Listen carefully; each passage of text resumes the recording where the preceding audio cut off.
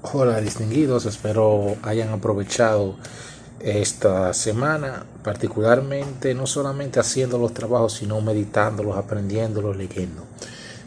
Eh, Nadie me ha dicho alguna duda que tenga, nadie me ha preguntado nada, me imagino que todo está sobreentendido. Nada, en esta ocasión vamos a disertar un poco de lo que sería lo constitucional en las ramas del derecho, tanto en lo civil como en lo penal, y tocaremos un poquito de lo que tiene que ver con lo contencioso constitucional. Entonces, en materia civil, comenzando, pudiéramos representarlo a través de lo que es el derecho a la propiedad. Es un derecho fundamental y, como todos saben, toda normativa, toda ley debe estar supeditada a la Constitución. Cualquier artículo, incluso de la misma Constitución, cualquier ley, cualquier reglamento que esté en contra de la Constitución, valga la redundancia, debe ser declarada inconstitucional. Y para eso tenemos los mecanismos de lo contencioso constitucional, que vamos a hablar un poquito someramente. Pero donde vamos a desarrollarnos más bien es lo que tiene que ver en el ámbito penal, que se representa particularmente por los principios que establece este código. ¿Y por qué vamos a hacer un énfasis en lo penal? Sencillo, porque en lo penal es donde más se aplica el derecho constitucional, porque el derecho penal no es solamente acusar, castigar, sino que también al momento de que usted castiga, al momento de que usted acusa, está supeditado a unos derechos que debe de respetar. Y estos derechos están íntimamente ligados con lo que sería la Constitución. Entonces, como habíamos dicho anteriormente, en lo civil, como cualquier otra ley, debe estar supeditado a la Constitución. Lo mismo aplica también para lo que sería el caso penal. Vamos a hablar un poquito de los principios del Código Procesal Penal para que nos guiemos un poco y para que veamos a lo que nos referimos. El artículo 1, o el principio 1 del Código Procesal Penal establece la primacía de la Constitución y de los tratados. Aquí hemos hablado ya en las últimas dos clases de la jerarquía que tienen la Constitución y los tratados. Este apartado siempre está, ya sea de alguna forma, escrito de otra, siempre está en la mayoría de códigos, la primacía de la Constitución y en los tratados. Pero aquí se hace un especial énfasis en los tratados porque todo lo que nació ya de los derechos humanos y demás se deben a varios tratados, particularmente a los tratados de San José y otros pactos que se hicieron ya, que hablaremos más adelante. Algo somero de lo que dice este artículo / principio. Dice: los tribunales, al aplicar la ley, garantizan la vigencia efectiva de la Constitución de la República y los tratados internacionales y sus interpretaciones por los órganos jurisdiccionales creados por estos, cuyas normas y principios son de aplicación directa e inmediata a los casos sometidos a su jurisdicción, prevalecen siempre sobre la ley. En español, lo que hemos estado hablando, ¿no?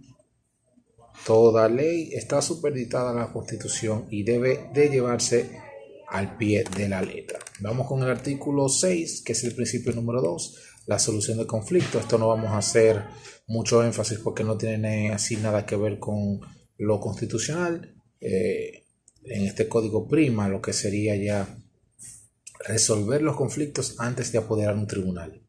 Pero eso ya dependerá de los procesos, que tan graves o no sean, sea de acción pública, instancia privada, como de acción privada, en fin, dependiendo. Tenemos el 3, que es el juicio previo, el 4, que se trata del juez natural, tenemos 5, que es la imparcialidad e independencia. Si se dan cuenta y leemos, aquí hay unas pinceladas de lo que sería la no usurpación de funciones.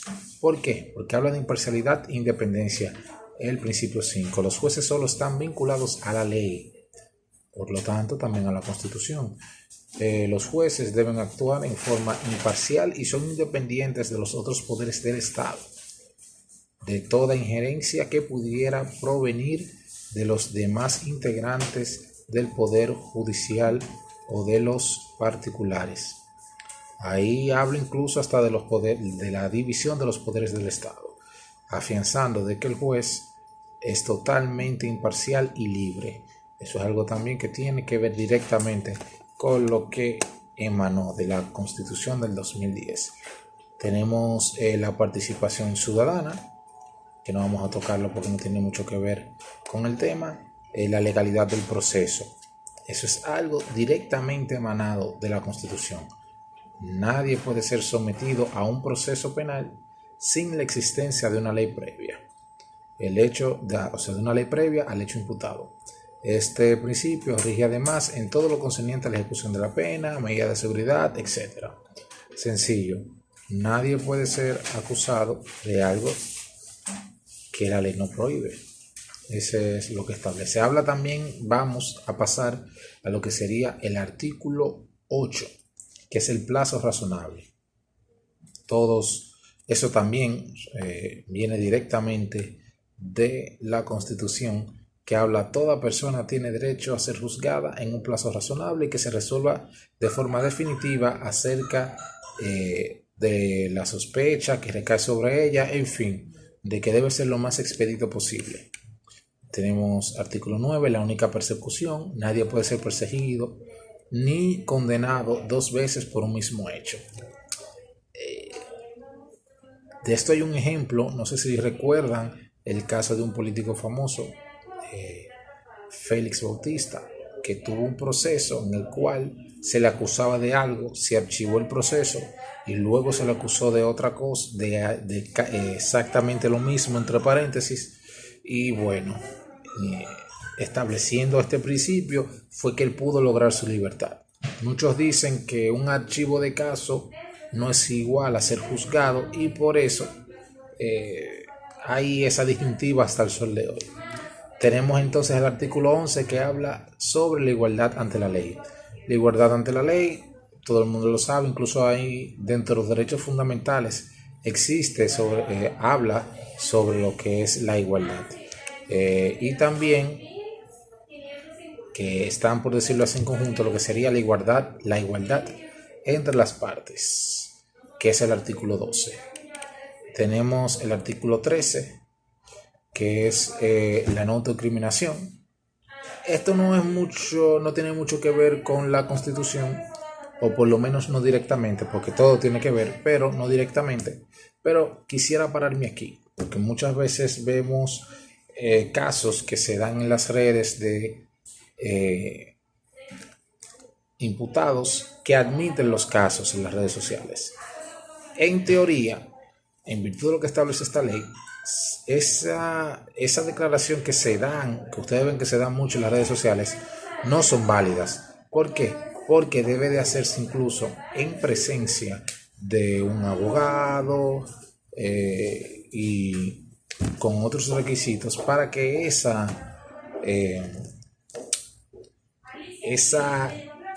explicación o esa información que da sea válida.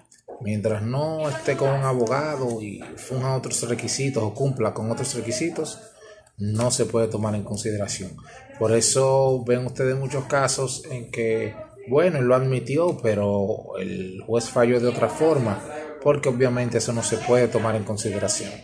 Tenemos también el Estatuto de Libertad, que habla precisamente de uno de los derechos fundamentales más importantes, por no decir el más importante, que todo el mundo tiene derecho a su libertad, pero en este código establece que las penas punitivas que tienen que ver, penas punitivas, excusen la redundancia, que las penas que tienen que ver con reclusión o medidas de coerción que tienen que ver con reclusión son excepcionales.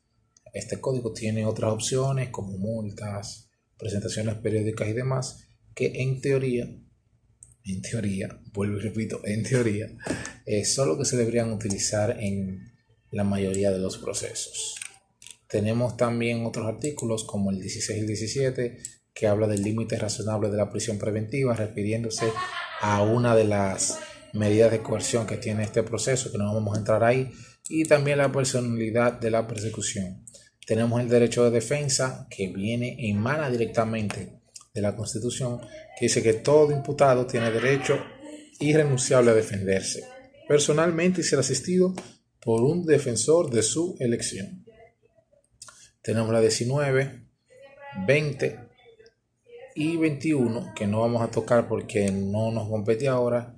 Y tenemos la separación de funciones, que nuevamente llega aquí por un momento, pero de una forma mucho más clara, que establece que las funciones de investigación y de persecución están separadas de la función jurisdiccional.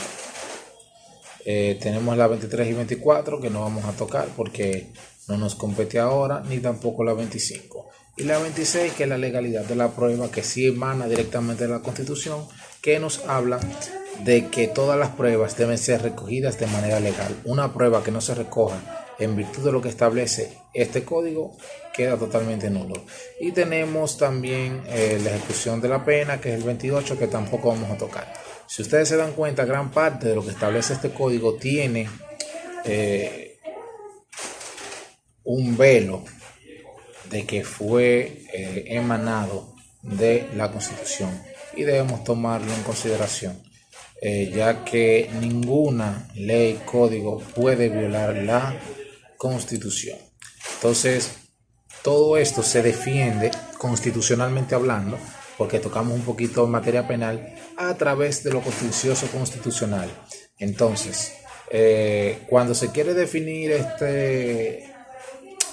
esta rama del derecho, se puede apegar a jurisconsultos que establecen varios términos sobre eso, que lo que establece que el contencioso administrativo, tomando lo que establece, o citando más bien lo que establece el profesor Drago, es el término contencioso constitucional que designa el conjunto de litigios relativos a la contestación de la constitucionalidad de los actos subordinados a la Constitución, así como los procedimientos y técnicas que tienen por objeto resolver esas controversias.